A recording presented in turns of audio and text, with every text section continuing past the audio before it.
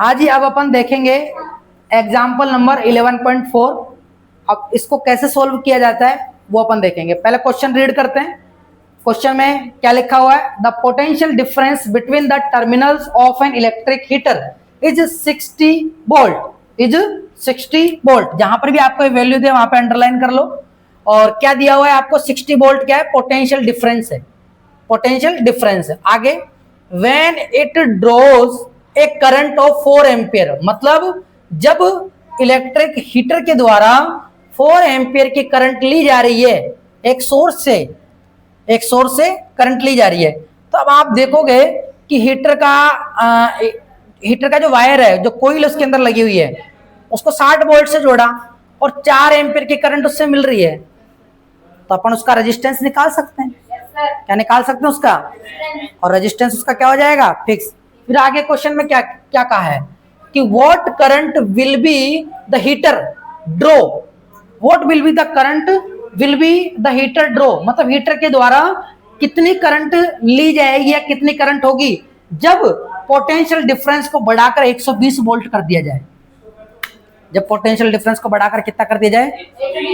जैसे मान लो सपोज मैं ये कह देता हूं कि ये हीटर जो है ना, ये हीटर की कोइल है ना।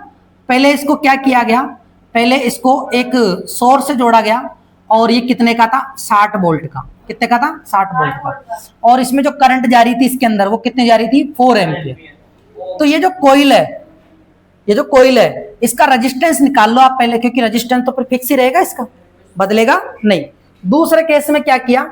दूसरे केस में ये का यही कोइल थी, ये की यही कोइल थी, है ना, इलेक्ट्रिक हीटर की, वो ये चेंज थोड़ी हुई है। अब इसको क्या कर दिया? इसका वोल्टेज बढ़ा दिया। इसका क्या कर दिया? वोल्टेज बढ़ा दिया। तो वोल्टेज बढ़ा दिया तो आपसे रेजिस्टेंस तो वो का वही रहेगा जो इसका रेजिस्टेंस था। अरे ये आर जो इसका था वही इसमें रहेगा, बदलेगा थोड़ी, वायर थोड़ी चेंज हुआ है, रेजिस्टेंस वही रहेगा ना। अब बस आपने वोल्टेज बढ़ाई। अब आपसे पूछा कि यहाँ पे आई कितना होगा बताओ।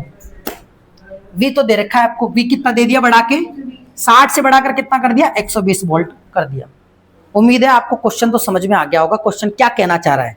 क्वेश्चन क्या कहना चाह रहा है समझ में आ गया भाई। पहले इलेक्ट्रिक हीटर की जो कोइल जुड़ी हुई है 60 वोल्ट के सोर्स से, और इसको करंट मिल लिए 4 एम्पियर। कितनी 4 एम्पियर करंट जा रही है इससे ना, इधर से। अगर इसको 120 वोल्ट से जोड़ दिया जाए तो कितनी करंट आएगी, ये अपने को देखना है यहाँ पे। तो सबसे पहले आप क्या करोगे, क्योंकि रेजिस्टेंस तो फिक्स है ही, तो आप सबसे पहले रेजिस्टेंस निकाल लो। इस वाले केस में आपको V गिवन है और यहाँ पे क्या गिवन है? I। जब आपको V गिवन है और I गिवन है तो आप R निकाल सकते हो। R इक्वल टू क्या होगा? V अपॉन में I। याद आ रहा है यहाँ ओम्स लॉ से?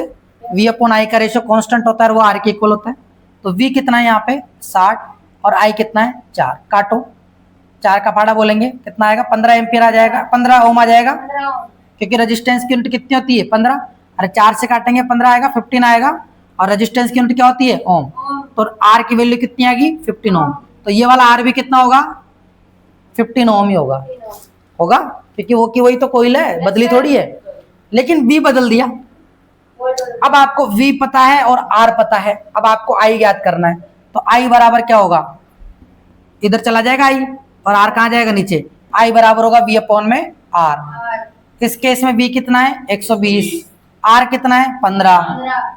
I बराबर 15 दूना 30, हाँ 15 × 120, 15 × 120, और I की यूनिट एम्पियर। तो कितना करंट बढ़कर कितना हो गया? 8 एम्पियर। तो देखो यहाँ इस न्यूमेरिकल से भी आप ओम्स लॉ को प्रूफ कर सकते हो। देखो सिंपल। और अगर मान लो ऑब्जेक्टिव टाइप क्वेश्चन आता तो आपको इतना सोल्व करने की जरूरत नहीं। मैं आपको एक हिंट बताता हूँ, उससे आप इसका आंसर चुटकियों में बता सकते थे, यानी पलक झपकते बता सकते थे। देखो कैसे भाई। पहले वोल्टेज कितनी थी? 60। करंट कितनी मिल रही थी? 4 एम्पियर मिल रही थी ना। अब पोटेंशियल डिफरेंस को कितना कर दिया? 120। करंट कितनी मिलनी चाहिए? 60 के कंपैरिजन में अगर 4 मिल रही है और इसको मैंने 2 से गुणा किया तो 120, इसको भी किससे गुणा कर दूंगा? 2 से, क्योंकि V डायरेक्टली प्रोपोर्शनल क्या होता है? I। अगर ये बढ़ेगा तो ये भी डायरेक्ट प्रोपोर्शनल में बढ़ेगा। अगर ये 2 गुना हुआ, ये ट्वाइस हुआ, तो करंट भी कितनी होगी? ट्वाइस। करंट भी क्या होगी? ट्वाइस। हो गया, बच गया आतंक। अच्छा, तो इस तरीके से आप फटाफट से इसका आंसर दे सकते हो। इतना ये तो बोर्ड एग्जाम में तो आपको ऐसे करना पड़ेगा, लेकिन आप जैसे कोई एग्जाम दोगे उसमें आपको ये हिंट लगाना होगा। समझ गए क्या? ठीक है, ये इसका 8 ampere answer. Okay, got it.